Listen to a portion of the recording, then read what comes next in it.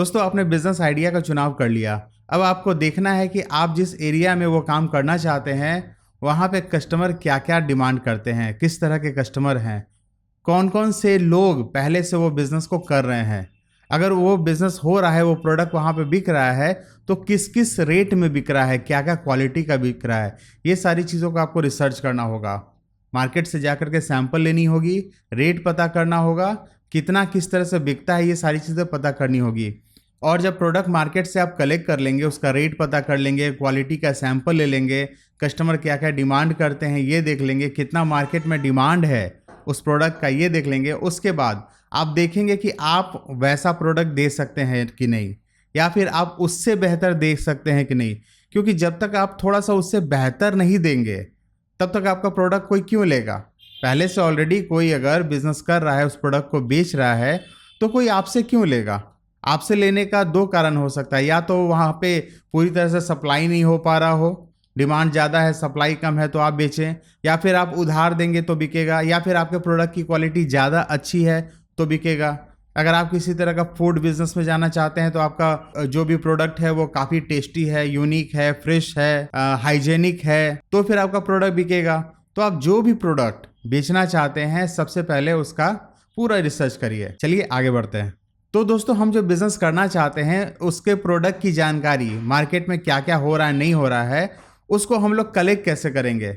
सबसे पहले तो हम लोग पैदल चलेंगे। पैदल मतलब अपने मार्केट को पूरा घूमेंगे।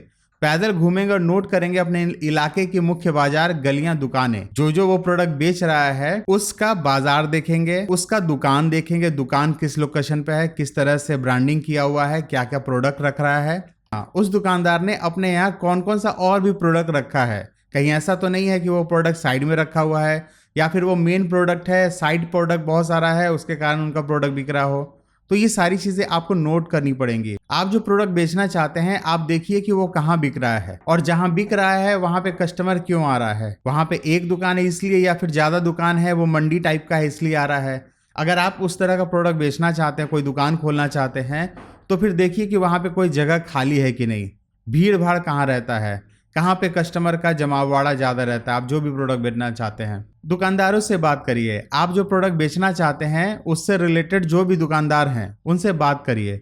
जो परचेज करते हैं उनसे बात करिए, जो सेल करते हैं उनसे बात करिए कि ये प्रोडक्ट मैं बेचना चाहता हूँ और मैं इसकी दुकान खोलना चाहता हूँ, कैसे करूँ, या फिर आप ही मुझे ये प्रोडक्ट दीजिए, मैं इसे बेचूंगा, और बेच करके जो मुनाफा होगा हम लोग शेयर करेंगे। जो भी आप प्रोडक्ट बेचना चाहते हैं उस प्रोडक्ट के बारे में कस्टमर से बात करिए। कस्टमर से पूछिए कि मैं ये प्रोडक्ट बेचना चाहता हूँ, आपको इसमें कुछ सुधार की ज़रूरत है, या फिर आप इस रेट में ले लेंगे मुझसे।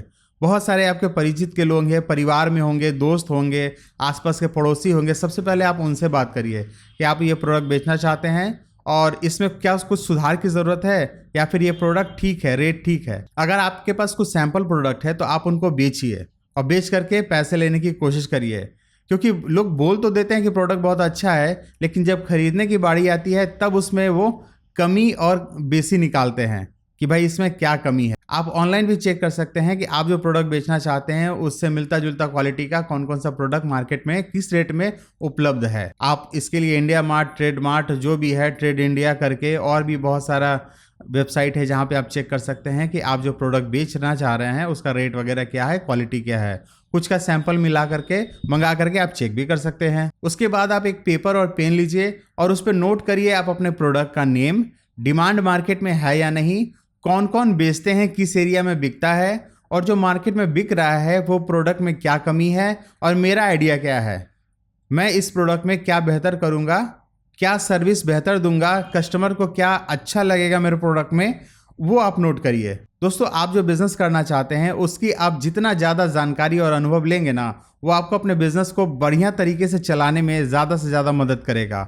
अगर आपने किसी भी तरह का जानकारी और अनुभव लिए बिना काम को शुरू किया तो हो सकता है कि वो पूरा का पूरा आपका एफर्ट बर्बाद हो जाए। इसलिए जो भी प्रोडक्ट बेचना चाहते हैं, सर्विस देना चाहते हैं, उससे रिलेटेड पूरी की पूरी जानकारी ले लीजिए। प्रोडक्ट कैसा बिकता है, कैसा है, क्या कस्टमर की डिमांड है, ये सारी चीज़ों को नोट करिए, समझिए, देखिए। जितना ज़्यादा समय लगा सकते हैं, जितना ज़्यादा सुन सकते हैं, जितना ज़्यादा देख सकते हैं, उतना ज़्यादा भविष्य में आपको फ़ायदा होगा। नौकरी करने के लिए हम लोग 3 महीना 3 साल तक तैयारी करते हैं। नौकरी लगने के बाद भी 6-6 महीना ट्रेनिंग करते हैं, लेकिन बिजनेस हम लोग को एक दिन में करना है। आज हमने सोचा, पैसा लगाया और धंधा स्टार्ट करना चाहते हैं। नहीं, कम से कम 6 महीना समय दीजिए। अगर छोटा बिजनेस है तो कम से कम 2 महीना समय दीजिए, तब जाकर के उस बिजनेस को स्टार्ट करने के बारे में सोचिए। दोस्तों, लास्ट में एक बिजनेस मंत्र बता रहा हूं कि वो बिजनेस सबसे ज्यादा चलेगा जिसका मार्केट में डिमांड है, जिसको कस्टमर खोज रहे हैं, जिसकी जरूरत है मार्केट में। वो बिजनेस हाथों हाथ चलेगा।